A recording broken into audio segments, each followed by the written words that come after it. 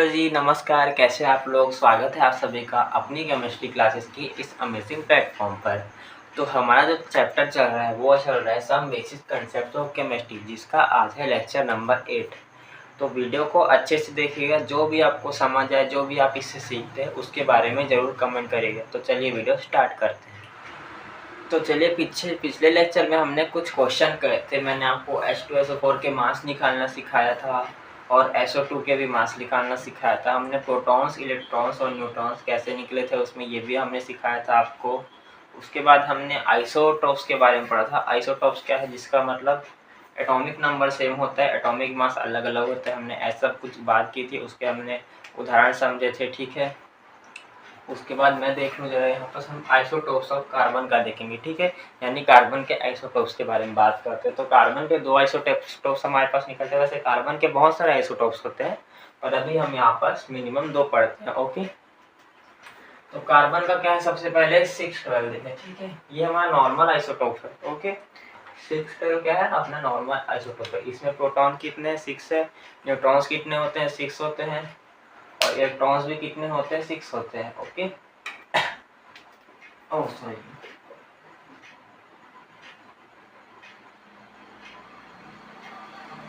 Okay.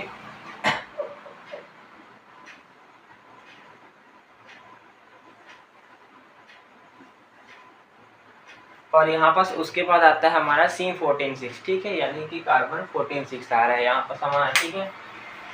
जिसमें proton 6 है और प्रोटॉन प्लस न्यूट्रॉन्स को देखा जाए, न्यूक्लियॉन्स की बात की जाए तो वो क्या है, हमारे पास 14 है, ओके। उसके बाद इलेक्ट्रॉन उसमें तो 6 ही आएंगे, क्यों, क्योंकि जितने प्रोटॉन्स उतने इलेक्ट्रॉन्स, ओके। ये बात हो गई।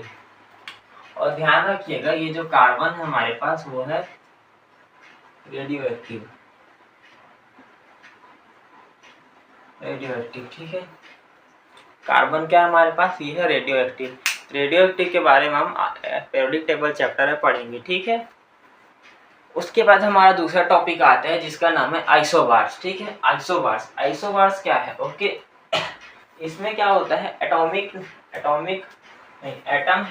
Atom have same mass number but different atomic number, ठीक है। एटम के पास क्या है, मास नंबर सबके पास सेम रहेगा, ओके।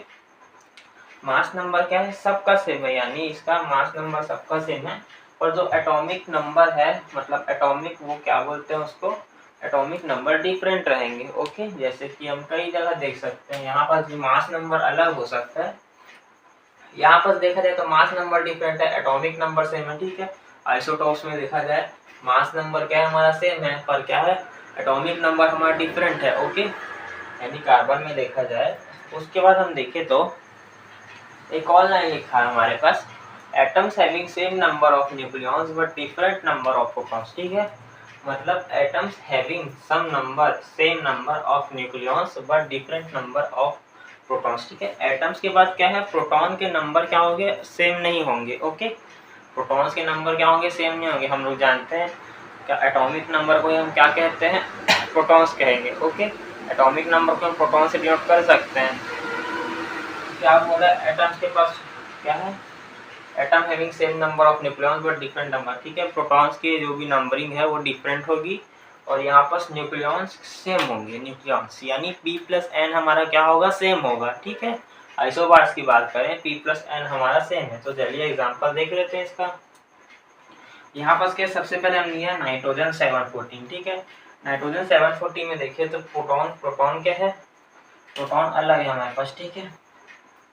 प्रोटॉन 7 है, ओके। और इसका P+N देखे तो क्या बोलते हैं, 14 है, ठीक है। उसके बाद इसी रेडियो एक्टिव को हम देखे जाए जरा, इसी रेडियो एक्टिव कार्बन में देखे तो इसका भी सेम 14 आ रहा है, इसका भी सेम 14 आ रहा है, ठीक है। दोनों का 14 आ रहा है, तो क्या हुआ, इसके प्रोटॉन कितने हो गए, 6 हो गए, और P+N क्या हो गया हमारा, 14 हो गया, ओके। ये बात है यहाँ पर। फिर से बता दूं, इसमें एटॉमिक मास बस डिफरेंट रहेगा, और न मतलब एटॉमिक मास सेम रहेगा और बाकी डिफरेंट रहेगा एटॉमिक नंबर, ओके। तो इसलिए हमने क्या किया यहाँ पर, P+N इसका 14 है, इसका भी P+N 14 है। उसके बाद पोटेशियम का देखा जाए, के पोटेशियम, ठीक है, के पोटेशियम, ओके। इसका क्या है, इसमें कितने प्रोटॉन्स है, इसमें प्रोटॉन्स देखा जाए तो इसमें प्रोटॉन्स है P बराबर कितना दिया हमारे पास 19 दिया, ठीक है। और वही P प्लस N को हम देखें तो वो क्या है 40 है, ओके 40। यानी देखा जाए तो टोटल यहाँ पर 19 प्लस देखा जाए यहाँ पर हम करके देखते हैं इसमें 14, ठीक है। यहाँ पास 21 प्रोटॉन्स हमारे पास आ रहे हैं, ठीक है। मतलब 21 न्यूक्लियॉन्स आ रहे हैं यहाँ पर देखा जाए। और न्यूक्लियॉन्स हमारे पास कितने हैं टोटल देखा है 40 है, ठीक है। न्यूट्रॉन्स हमारे पास 21 आ रहे हैं, न्यूक्लियॉन्स हमारे पास क्या है 40 है। और वही कैल्शियम का देखा जाए तो कैल्शियम क्या है एटॉमिक नंबर तो इसका डिफरेंट है पर मास नंबर नहीं है। P प्लस एन को देखा जाए P प्लस एन देखते हैं हम, इसका क्या आता है 40, ओके। तो दोनों का सेम सेम है इसलिए हमने इसको क्या बोल दिया आइसोबार्स के ग्रुप में हमने रख दिया इनको, ओके। तो चलिए अब तक तो आपको अच्छे से क्लियर हो गया होगा, तो चलिए आप इसको नोट कर लीजिए। हम बढ़ते आगे। अब हम जानने वाले हैं आइसो इलेक्ट्रॉनिक्स के बाद, ठीक है। तो इसमें हमारा क्या फंडा रहेगा, इसमें हमारे पास इलेक्ट्रॉन्स की नंबरिंग सेम होनी चाहिए, ठीक है। इलेक्ट्रॉन्स की नंबरिंग सेम हो, ठीक है। डेफिनेशन देखते हैं, species having number of same electrons, ठीक है। जिसके पास सेम नंबर ऑफ इलेक्ट्रॉन हो वो क्या कहलाएंगे हमारे पास आइसोबार्स कहेंगे, ठीक है। जिसके पास सेम इलेक्ट्रॉन है वो है आइसोबार, जिसके पास सेम इलेक्ट्रॉन है वो है आइसोबार, जिसके पास सेम इलेक्ट्रॉन है वो है आइसोबार्स, ठीक है। तो इसके हम एग्जांपल देखें तो सबसे पहले हमारा आ रहा है नाइट्रोजन 714, ठीक है। नाइट्रोजन 714 जिसमें कि हमारे पास माइनस प्लस सी चार्ज है, ठीक है। तो हम इन दोनों का मैच करके देखा जाए तो फिर देखते हैं। चलिए नाइट्रोजन का क्या है मैंने आपको बताया प्रोटॉन्स जितने इलेक्ट्रॉन्स, ठीक है, जितने प्रोटॉन्स होते हैं और उसमें चार्ज आता है तो ऐसा नहीं है, ठीक है। अगर यहाँ पास -3 चार्ज है तो हम 7 में माइनस प्लस करेंगे, ठीक है। तो कितने हो जाएगा हमारे पास 7 + 3 आ गया हमारे पास 10, ओके। वही ऑक्सीजन में देखा जाए तो उसमें क्या है 8 + 2 इलेक्ट्रॉन्स की बात हो रही ना, आ गया 10, ठीक है। देखिए दोनों में क्या है, दोनों में सेम नंबर देखा जाए इलेक्ट्रॉन्स का तो दोनों में सेम 10 है, ओके। दोनों में 10 इलेक्ट्रॉन्स है, ओके। उसके बाद इसको और देखते हैं, यहाँ पर ये फ्लोरीन और नियॉन है, ठीक है। फ्लोरीन में हमारे पास एक माइनस चार्ज दिख रहा है हमको, ठीक है। फ्लोरीन में क्या है हमारे पास एक माइनस चार्ज है, ठीक है। तो देखिए फ्लोरीन के इलेक्ट्रॉन्स क्या होंगे, फ्लोरीन का क्या है इलेक्ट्रॉन्स को देखा जाए 9 + 1, ठीक है। माइनस में है तो हम हमेशा प्लस करते हैं, ठीक है। इज इक्वल क्या आ गया 10 इलेक्ट्रॉन्स आ गए इसमें। वही नियॉन का क्या है इलेक्ट्रॉन्स ओनली 10 है। नियॉन पे हमारे पास इसमें कोई चार्ज नहीं है, ठीक है, इसलिए हमने क्या किया 10 लिख दिया। दोनों में आप देखें तो सेम इलेक्ट्रॉन्स है, सेम नंबर ऑफ इलेक्ट्रॉन्स है, ठीक है। दोनों में क्या है सेम नंबर ऑफ इलेक्ट्रॉन्स है, ठीक है। उसके बाद हम तीनों में देखते हैं, ठीक है। तीनों में क्या है चलिए देखते हैं। सबसे पहले इसके इलेक्ट्रॉन्स के बारे में सोडियम में, ठीक है। सोडियम में आप देखेंगे यहाँ पर प्लस चार्ज है तो हम इसमें से एक माइनस करेंगे क्योंकि एक ही प्लस चार्ज है, ठीक है।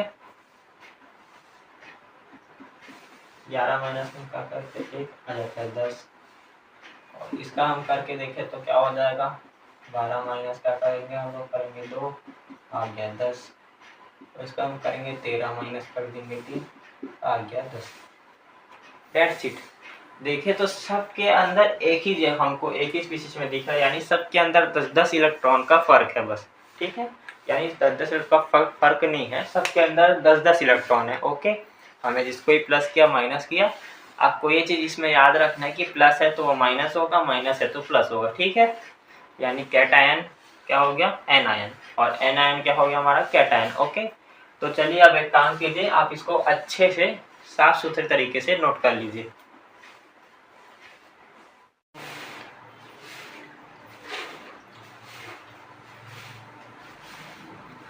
तो चलिए अब तक तो आपका पिछला कंसेप्ट हो चुका है क्लियर, ठीक है। उसको मैंने आपको अच्छे से समझा दिया, आइसोटोप्स क्या है, आइसोबार्स क्या है, आइसो इलेक्ट्रॉनिक्स क्या है, मैंने आपको अच्छे से क्लियर कर दिया।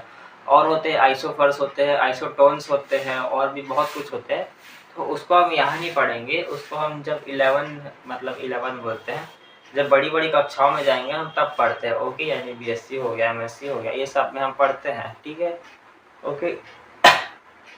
तो चलिए इसके बाद क्या करते हैं हमारा दूसरा टॉपिक आ रहा है, उसका नाम है एवरेज एटॉमिक मास, ठीक है, एवरेज एटॉमिक नंबर, ठीक है, उसको हम स्टार्ट करते हैं, ठीक है।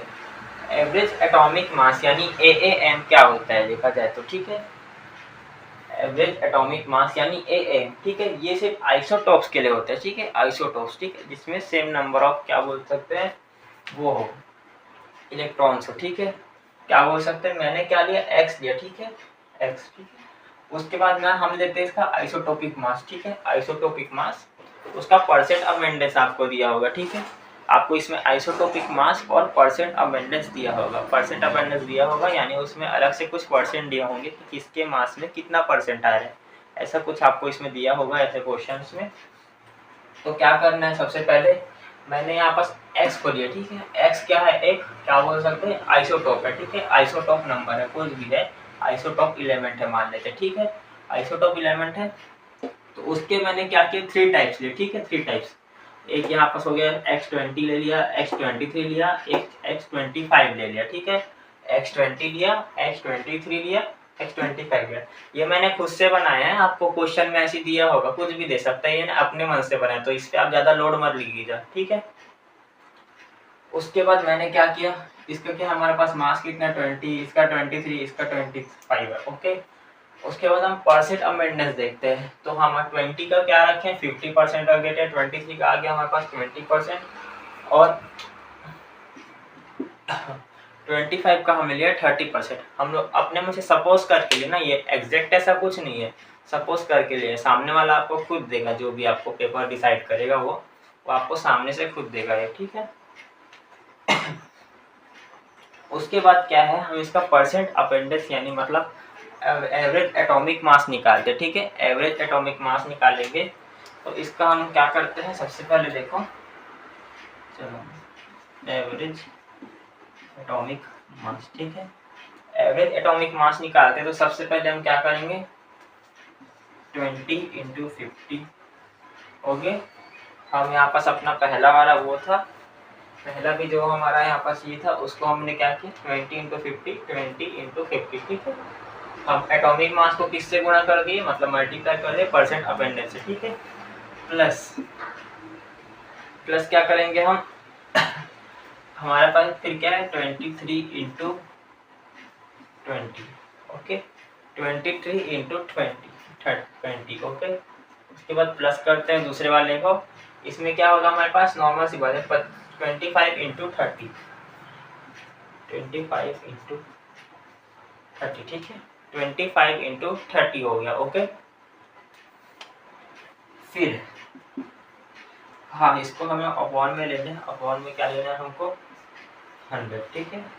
परसेंट की बात आ रही है तो हमने इसमें अपॉन में क्या लिया 100 ले लिया, ठीक है, परसेंट की बात आ रही है तो ठीक है। अब हमको क्या करना है, इसको इंटू करना है, ठीक है, इंटू करेंगे क्या आएगा 50 का हम जब 20 टाइम्स इंटू करेंगे क्या आएगा, आ जाएगा 1000 प्लस 23 का हम 20 टाइम्स करेंगे तो आ जाएगा 460 और फिर हम 25 पर 30 टाइम्स करेंगे तो आ जाएगा हमारे पास 750, ओके। अपॉन में क्या लिया हमने लिया 100, ठीक है, 100, तो यहाँ से तो 2 0 ऐसी कट जाएगा, नहीं, अपॉन में क्या ले लिया मैंने 100, ठीक है। इसको जब सॉल्व करोगे तो क्या आएगा हमारे पास, देख लीजिए क्या आएगा, आएगा 2210 अपॉन कितना 100, ठीक है। इसको हम करेंगे किससे करेंगे, चलिए मान लीजिए हम 1 0 काट देते हैं इसका, ठीक है, 1 0 हम इसका काटेंगे तो हमारे पास आ जाएगा 22.10, ओके। तो ये है हमारा, अगर आपको ऐसा किसी क्वेश्चन में मान हम लोग क्वेश्चन कैसा आएगा, सपोज एक एटॉमिक नंबर दिया है, मतलब एक एटम दिए हैं जिसके हमको 3 वैरायटीज दिए हैं, एक X22, X25 दिया, X23 दिया, X20 दिया, ठीक है, उनका क्या है हमको मास दिया हुआ है और उसका हमारे पास परसेंट अबेंडेंस पहले से मौजूद है, ठीक है। तो हमको क्या करना है, सीधा बोलेंगे वो लोग इसका एवरेज एटॉमिक मास निकालिए, ठीक है। इसका AAM निकालना है तो हम क्या करेंगे, वैल्यू यहाँ पुट करेंगे और इस तरह से आंसर निकालेंगे। ओके, तो चलिए इसको नोट कर लीजिए। तो चलिए आपने तो क्वेश्चन ऐड कर लिया, उसके मतलब नोट कर लिया, उसके बाद हम बढ़ते हैं आगे। अब हम जानते हैं इसके फॉर्मूला के बारे में। तो इसका फॉर्मूला क्या है, ठीक है। तो आप देख सकते हैं एवरेज एटॉमिक मास क्या है। सबसे पहले हम लिखते हैं एक्सटेंशन में आइसोटोपिक मास लेंगे, इनटू क्या करेंगे, परसेंट अटेंडेंस बाय 100, ठीक है। ऐसा हमारे ये फॉर्मूला है। Okay, average atomic mass is equal isotopic mass, extension में लेंगे उसको, इनटू क्या करेंगे हम, परसेंट अटेंडेंस अपॉन 100, ठीक है। ओके, तो उसके बाद हमारा क्या, तो उसके बाद क्या होता है, हमारी आज की क्लास यही समाप्त होती है। कल हम देखेंगे इसके कुछ छोटे मोटे क्वेश्चंस के बारे में। कल हम कई प्रकार के क्वेश्चन करेंगे और हो सके तो हम डाल्टन का परमाणु सिद्धांत पढ़ेंगे, यानी डाल्टन्स एटॉमिक थ्योरी, इसको हम कंप्लीट करेंगे। साथ साथ आगे बढ़ते रहेंगे। आप बढ़िया से इसके कुछ क्वेश्चन अपने बुक से प्रैक्टिस कीजिए और हम भी कल इसके कुछ क्वेश्चन प्रैक्टिस करा देंगे। तो तब तक के लिए बाय बाय, अपना ध्यान रखेगा, नोट्स बनाते रहेगा, रिवीजन करते रहेगा। मिलते हैं कल के लेक्चर में, तब तक के लिए बाय बाय।